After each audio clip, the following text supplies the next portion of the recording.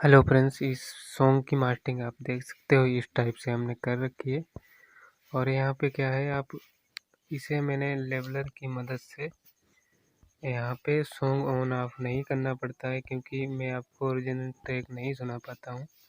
इससे क्या होता है, सॉन्ग हमारा ऑन ऑफ होता रहता है ऑटोमेटिक, और आपको कुछ गाने के साथ आनंद भी आता है जिस टाइप से बजता है।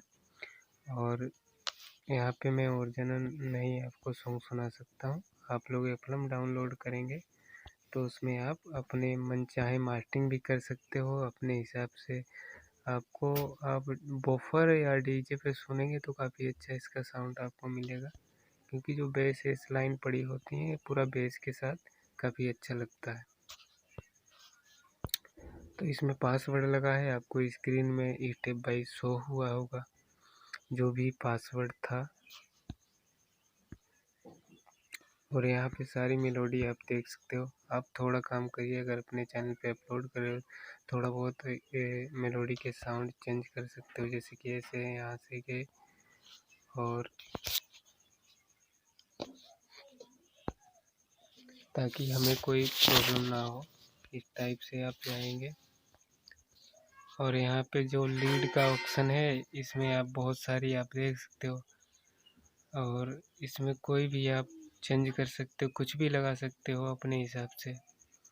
थोड़ा बहुत हमारा भी कंटेंट मैच नहीं होगा, आपका भी। आप कितना बढ़िया, मतलब आपका म्यूजिक प्रोडक्शन हो जाएगा, आपका खुद का वीडियो बन जाएगा। अब आप देख लो, मैंने चेंज कर दिया यहाँ से।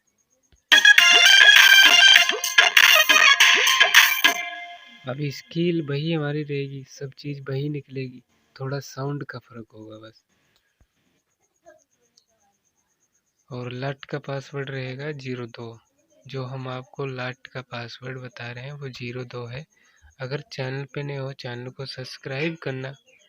और एप्पल स्टूडियो मोबाइल आप चलाते हो तो सब्सक्राइब आपको रखना है। अगर डीजे चैनल चलाते हो तब भी आपको सब्सक्राइब करके रखना है, क्योंकि मैं आपको बहुत सारी यहाँ से जानकारी भी प्रोवाइड करूँगा, जिससे आप चैनल को सही सलामत ग्रो कर पाएँ। और अगर कॉपीराइट क्लेम का कोई इशू आ रहा है तो उसके ऊपर भी वीडियो में बनाऊंगा, जिससे आपके पास कोई कॉपीराइट क्लेम ना आए। रिमिक्सिंग सीखना है, रिमिक्सिंग के भी वीडियो आपको अब मिलने वाले हैं। मैं थोड़ा सोच रहा हूँ कि 011 से स्टार्ट करूँ, आपको स्टेप बाय फुल सॉन्ग मतलब बना के चलूँ। तो मिलते हैं नेक्स्ट वीडियो में। Take care, by.